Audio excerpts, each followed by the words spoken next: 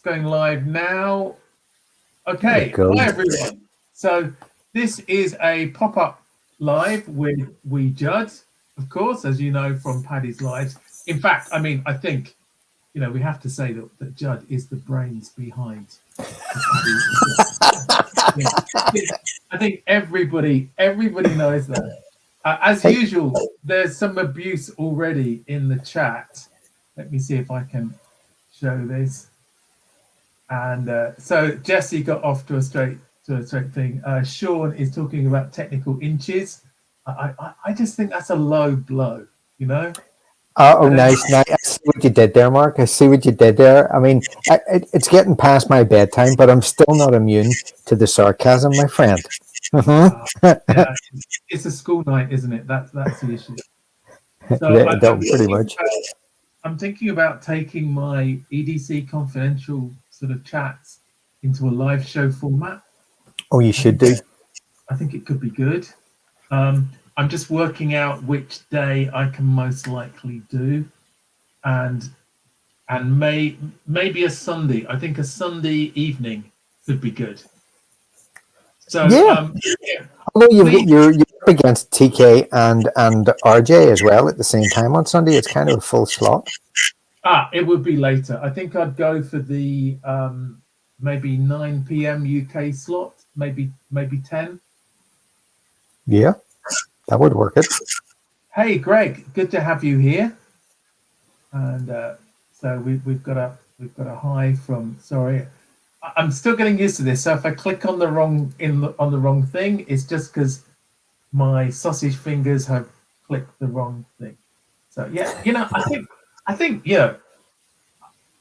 Well, I'm just glad you put up with all of this abuse, Jud. You know. Well, I think Six Gun Slinging had it right. Is that I'm fairly thick-skinned. When you're my size, I suppose you have to. I think with me it's now old stuff because my daughter, my sons, you know, all talk about me being old, and I guess that's one of the things. So yeah, how's the sound? Can somebody let us know if the sound is okay? Because Jud's getting a bit of feedback. I don't get it, but I just wanted to check. Is the sound okay for everybody else? If somebody can just let us know. Okay, Jesse's giving us cool. a note. We're all good. Giving us the thumbs up. That's good. And yeah, I was, well, to be honest, I was just a bit bored. I loaded up a video earlier, which is sort of, you know, actually working through the system. Watched the live with you and Paddy. That was a great live. I Thank you very much. With the troll that we had. Well, he wasn't really a troll. I mean, to be fair, no, look, it's everybody's got an opinion, isn't it? As Jesse would say, opinions are like assholes. Everybody's got one, and it's you know, you put up, but what I think that we are fairly good at is that we manage to keep it civil in the chat, and I think that's important. You know, let people express themselves, but don't let it get out of hand. Well, I think there are these sort of stereotypes of Chinese factories that are you know, paying slave wages, and I work for a business. I've worked for two businesses. I worked for Pepsi before. The one I work with now, both have had factories in China, and we don't pay slave wages. We want skilled people, and to get skilled people, you have to pay a decent amount of money. You know. Yeah, if it's something that's turning out plastic widgets, it could well be on slave labor. You know, so the usual Temu crap, you know, including in what's in the parcel that arrived for me today. You know, some of that may be in that sort of place, but most good companies pay people well. Otherwise, you don't keep them. They go to somebody else.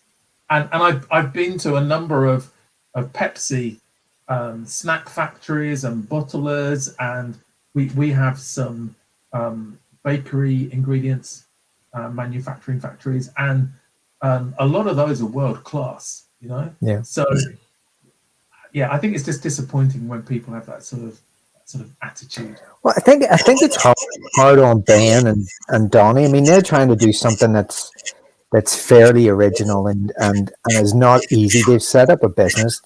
They're doing something fairly creative, and they're doing something out of passion and interest. And to be, almost to be accused of, you know, undermining American industry for this when they're actually, trying to be entrepreneurs themselves is it just strikes me as being a wee bit daft. Yeah, it would be wonderful if the American knife industry, as it would be wonderful for the Sheffield knife industry here to be what it was, and it would be lovely to get it back, and we'd all like to support it. But at the same time, it's not going to stop us buying the knives that we like, even if they do come from somewhere else, So it's a global community. Yeah, I think so. And I think, the ship has sailed about losing a lot of manufacturing. So it's hard to get it back. Unless you want to pay for craftsmanship, then you're not gonna get that again. That's true. But here's the thing about ships, Mark, is that they always come back to port eventually. We may not be alive to see it, you and me, but it'll come back around. Because I think at some point people will want to work in industry, because one of the issues that we have is that a lot of British people don't want to work in factories. Yeah, British people, my kids included, don't want to work. Period. I mean, that's just the way it is. This is my concern for the younger generation. Sorry, we're sounding like a couple of old gentlemen now. But I think it will come around, and if we get better at doing apprenticeships and positions for people. So, are we getting a bit of feedback now? Is that right, Justin? And anybody else get feedback? We can get some. Yeah, I'm getting feedback from you now, Mark. This is really just a test. Jud has kindly come on this at incredibly short notice, having just got home, got his shoes off, got a cup of tea, and after the strain and stress of corralling Paddy through one of his live shows, it was just chaos last week, Jud. So, but have you got any knives in front of you to show? I mean, you've caught me on the hoof now. I mean, have I got any knives? Let me see. I don't think you're ever going to be very far away from it. Let's see. What have we got? What do you want to see? Or would you like to see this? Oh! Can everybody see this? Oh, that looks like some good organisation there, Joe. Well, it needs a wee bit of sorting, but it is colourful. I'll give it that much. Jesse's just doing a bit of self-promotion, so he just wants you to. Can you just say who's going to be on Paddy's show next week? Just to Well, I'm afraid, Mark, that I seem to have been infected by the Paddyitis, that forgetfulness.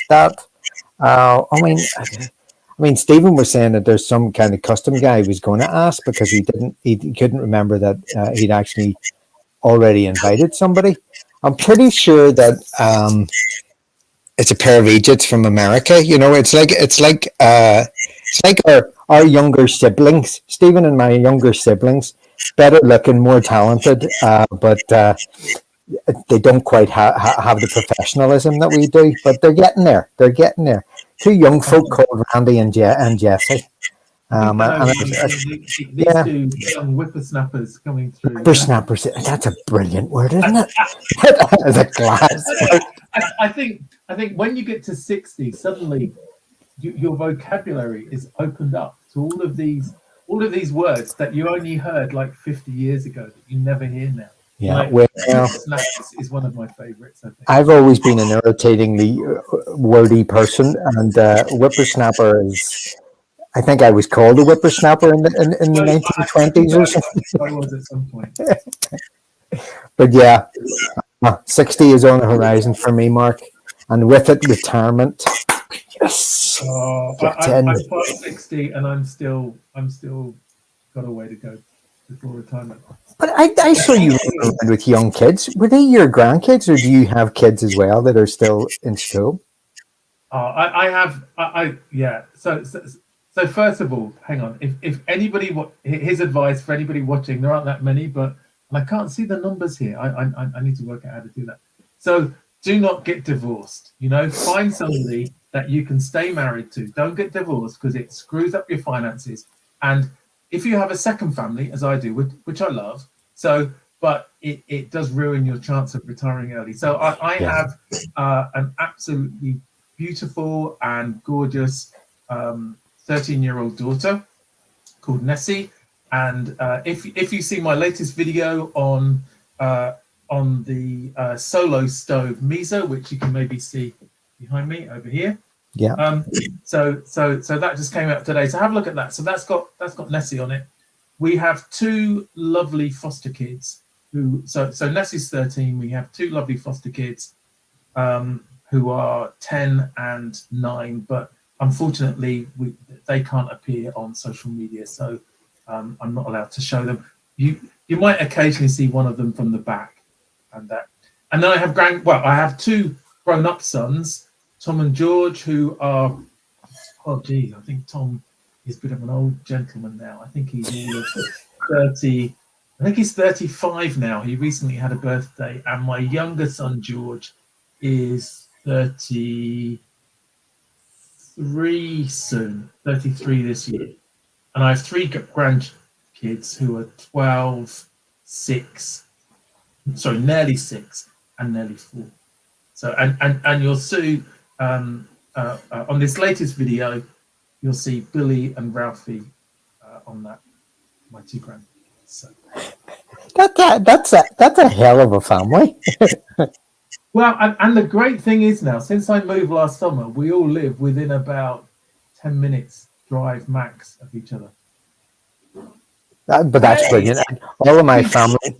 Slippy's joined, and we've got Steel City in as well.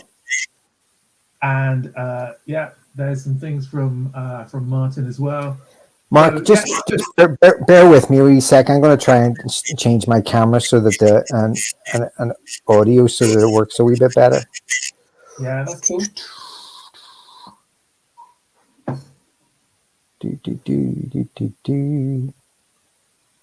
Where am I? Yeah, I'm getting there, Jesse. I'm getting there. Maybe a five-a-side team, as we would say in the UK, but it's great for people to have jumped on this. This is my second test live stream. Well, actually, I mean, to be honest, I was feeling a bit. Whoa! Hold on. Wait one sec. That's really good. It's just making my neck a bit stiff. There we go. Fantastic. Right. No. So let's see if we can change the audio. Audio's not working yet. Hold on. Hey, Jay, great to have you here. Sorry, I missed you jumping into this. So, shall I just show a knife? Just while. Yeah, go for it, mate. Just while Justin, let me just. So, if everybody can see this, so I'm sure I've bored the pants off just about everybody who's ever watched my videos. This is my new Midnight Manager. So. I managed to lose the other one somewhere within my house. So this came last week. I'm yet to do a video about it, which I will do soon. And this is still my favorite Victorinox. So let me just see. Are you back, Justin? How are you doing? Go for it. So the Midnight Manager, I think it has almost everything in such a small package. It has scissors and let me see if I can get some of these out. So it has these dinky but really useful scissors. It has actually I'm conning you here. That isn't the Midnight Manager. Sorry, that was just a classic. I was just thinking it didn't feel oh sorry, this is the Midnight Manager. Now this is the problem for me. I've got two here which if you look at them side by side, there's not a lot of difference between them until you look at them like this. Yep. But yeah. So the classic SD is cool, but the Midnight Manager is cooler with the light as well, and the amazing pen. And the great thing with this is you can actually write in the dark. It can be pitch black. And you can write that's cool. in the dark with this. So so that's my favorite. But I have a new contender which arrived today. I just check I've got the right one this time. Alox? Yeah, Alox. And I think Pioneer X. so it's got the inline reamer or all. Either or. I like to refer to it as the Swiss pokey thing. Yeah, it has an exceptional blade, and being the Alox, it's the thinner. It's the thicker version. I'm trying to avoid showing you what will just give it away, so I'm just building up a bit of tension here. Oh, it's a Farmer X. Ah, it has the saw. Does it have the scissors? It doesn't have the scissors. So it's just a Farmer then? But let me find it. It has this. It's a harvester. It is it's the Alox 7. Yeah, also known as. Yeah, very nice. What? Sometimes it's known as the harvester, and then if you get the one with the scissors, it's called the rancher. Ah, okay. I've not seen that. So this I don't know why I haven't bought this before. And big thanks to SAK69. Is he still in the room? He was earlier, I think. Yeah, he was in Discord earlier, wasn't he? Yeah. Thanks. Shauna's got it, and he said it was going cheap on Amazon. I think it was about $40 or $42. And then I looked on Amazon UK, and this was $31.50, just under, which seemed to be a good price. And I think SAK69 was panicking us a bit in saying that he thought because they dropped the price, it might be getting ready to discontinue it. So I thought I'd jump in and buy it. So fingers crossed that they've done as many discontinuations as they want to this time around. Oh, it's hard to tell, isn't it? Yeah.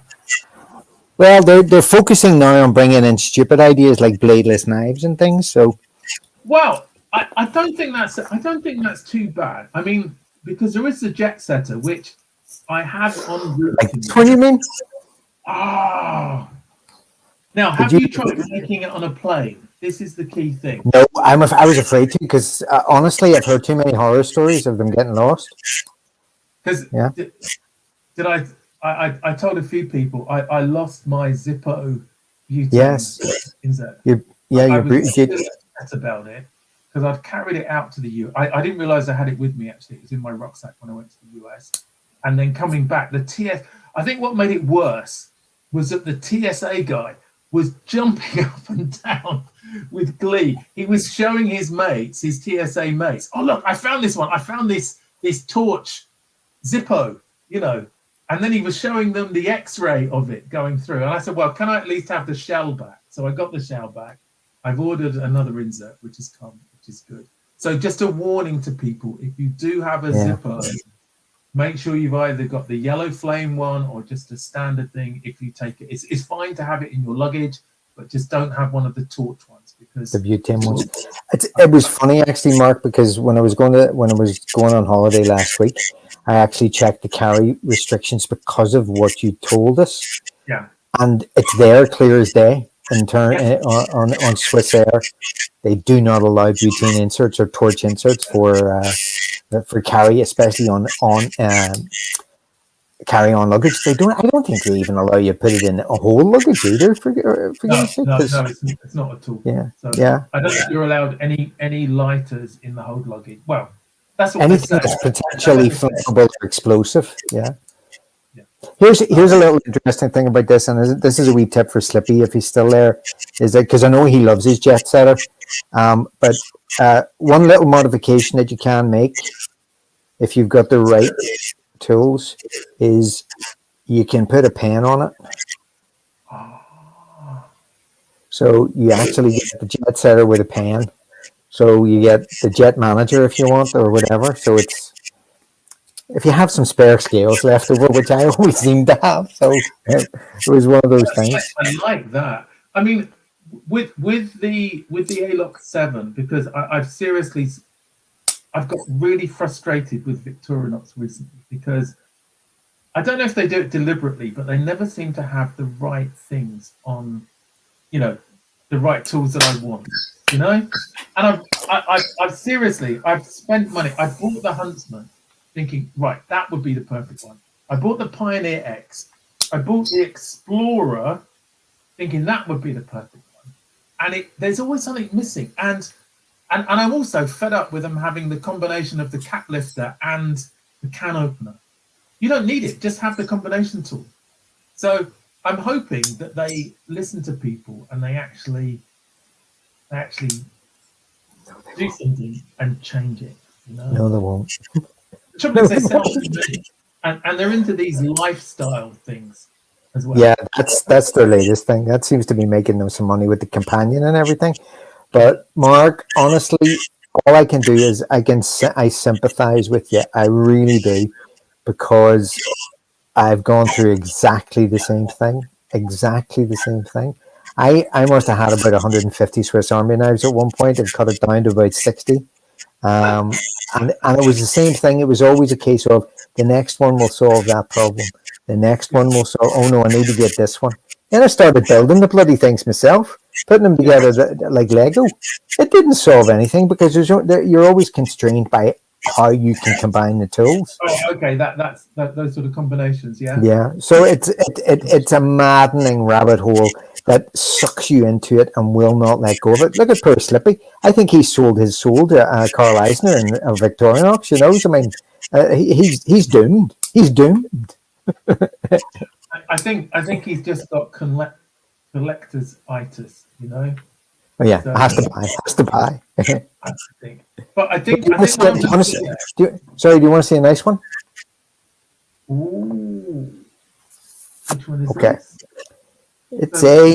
It's just a Pioneer black Alox. Yeah. But I got this in Lucerne on Saturday. Look at that. Okay. Special edition. Only 6 shops in Switzerland, allegedly. I think the girls saw me coming, but it's a special edition. You know, one of the special runs that they do is club knives and things like this. And this is for the Victorinox partner shops in Switzerland. So it's got this lovely little sort of, I don't know how the hell it's put in, laser etched logo of a blacksmith. Okay, yeah. It's not. I thought it might have been Felix Imler doing something. Oh, Felix! I kept on looking out for him, but no, didn't see him. No, unfortunately, I expected him to call at the door at one point. You know, you have a Grail knife, so Felix is my Grail guest on my EDC company. I think he might do it. I just want to get a couple more, so I've got a little bit of a catalogue, you know, that he can look at. And then I'm going to write to him and see if I can get him. You do that, Mark, because if you open that one up, Felix, you've arrived, mate. That would be it. The trouble is, I think I would be such a fanboy. I'd be just fawning over him, you know. It was bad enough at Sharp Show when I met Paddy and Gus. You know. Yeah, I know, but you get it that fairly fast, though, Mark, don't you? Back to the Victorinox thing. So I think I have the solution. So hang on, I need. Tell me. What I'm going to do, I always have my midnight manager because, well, I'm a manager and yeah. Anyway, and you're midnight like 2 or 3 times a day. So, although who was dissing it? Somebody was dissing it online, and I tried to put them right. They were saying that it's not fully waterproof. Well, okay, more fool you if you drop it in water. You know? Anyway, so I'll always have this with me somehow, and then I can just choose. So the one with the taggle, that's my Pioneer X Alox. So it's got everything plus scissors. So everything you need. This is my country or city knife, and then I've got my Alox 7 as my country knife. So I think I just need to choose. What am I going to do today? Am I going into the office? Oh, I'll have this one. And then I've got my scissors. Am I going into the woods or going for a walk, or I might need to saw something? Then I've got my Alox 7. Sorted. I'm going to stop buying Victorinox now, at least until after Sharp Show.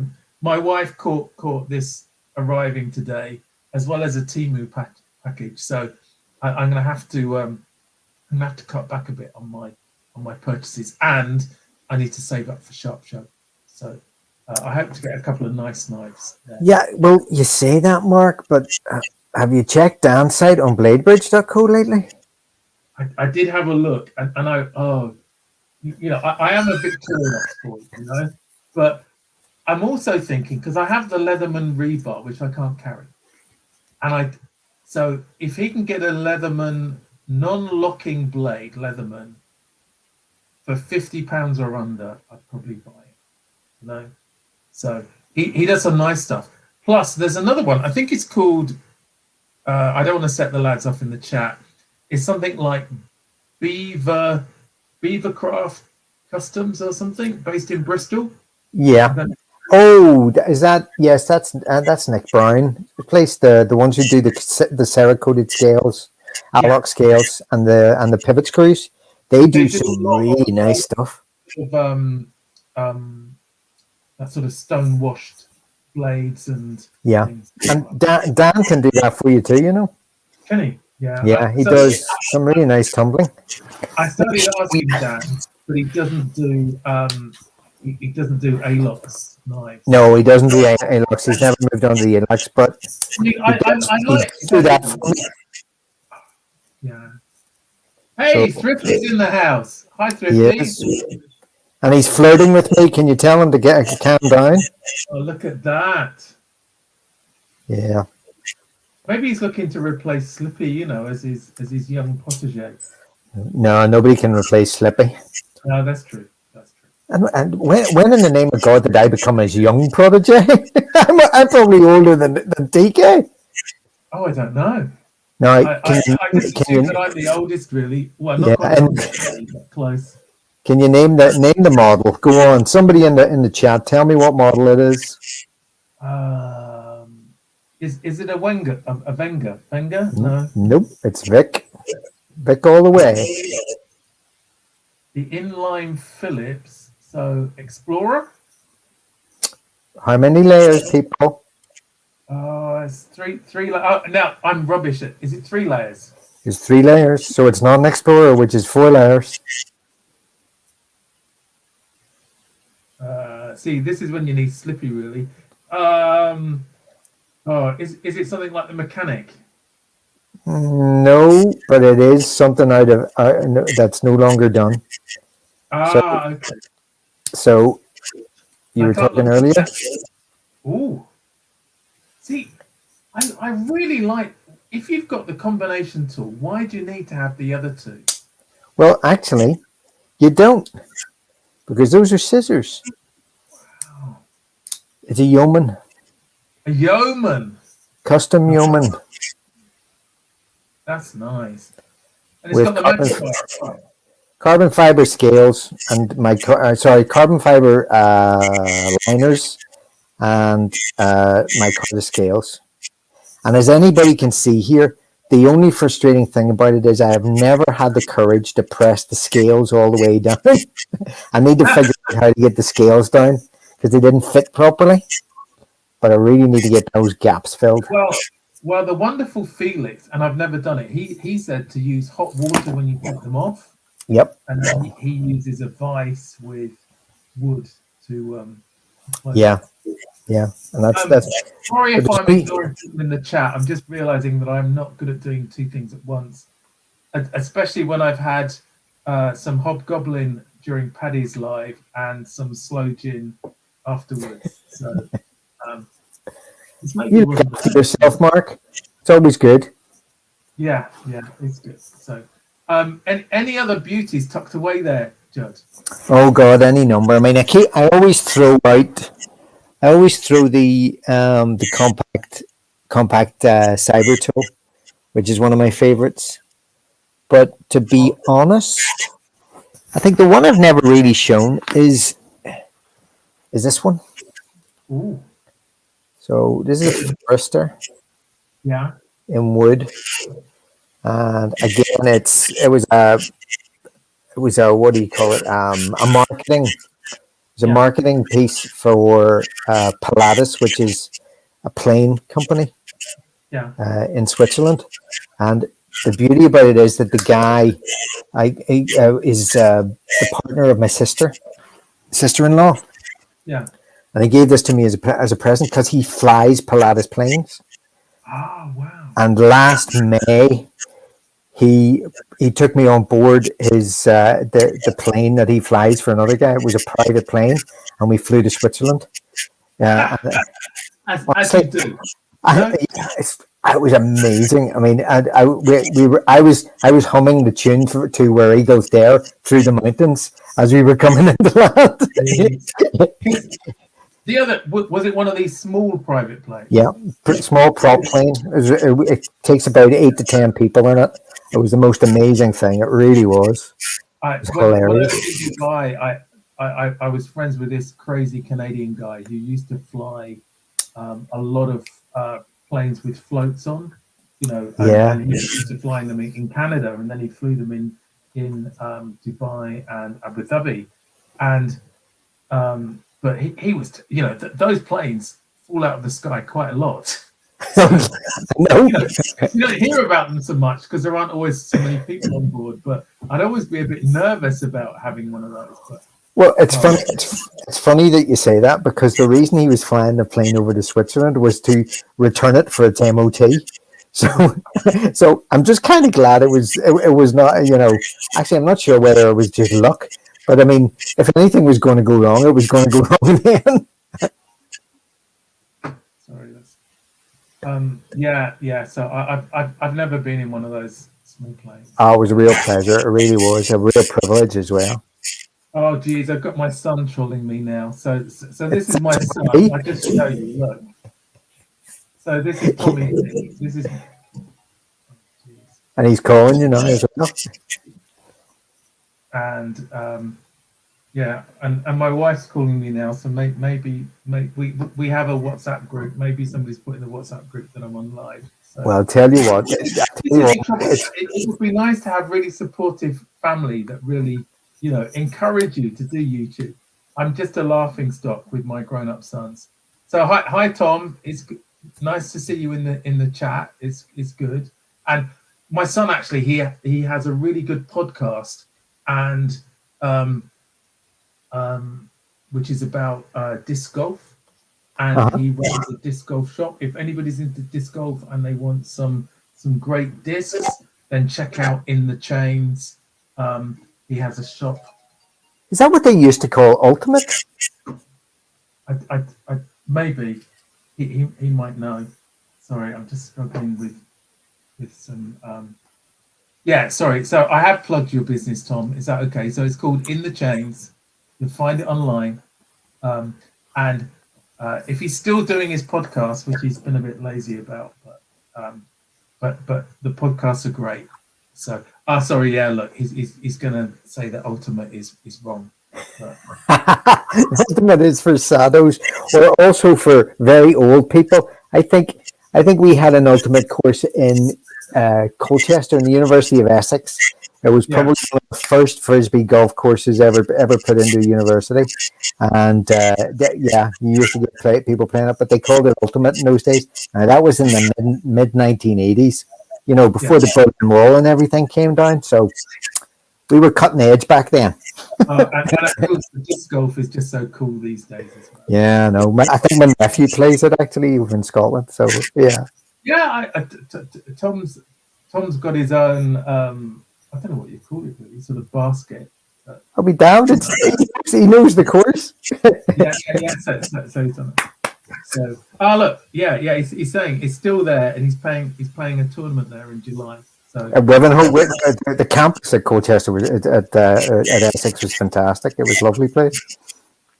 Wow. So, anyway, I did say this would just be half an hour, and we've been going for a while, haven't we, Jud? So yeah, we have. It's great to do another test. Sorry, my wife's about to come in. Oh, hi. Sorry, you're on a live stream, but we're recording as well. Okay, yeah. Now she's gone all shy. I'm not surprised.